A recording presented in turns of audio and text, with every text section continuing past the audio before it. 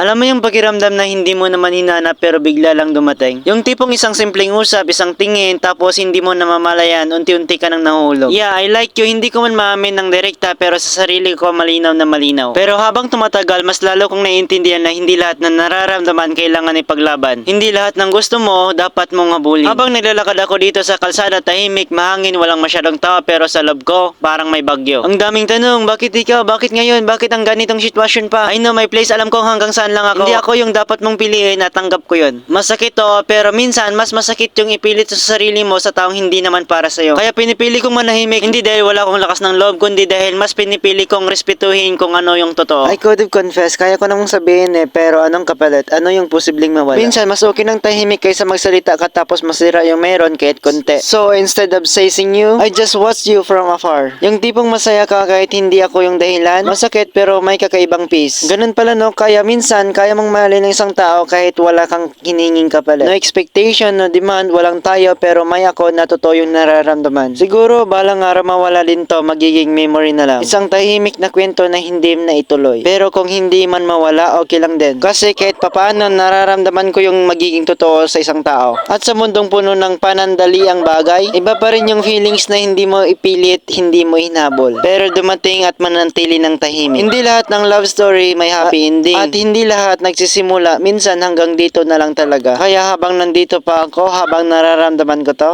hayaan ko lang, hindi ko pipigilan pero hindi ko rin ipipilit. Because some feelings are meant to stay unspoken. And maybe that's where their beauty lies. Sa katahimikan, sa distansya at sa salitang hindi kailanman masabi. I'll stay here quietly liking you, silently choosing you, even if I know I'll never be chosen.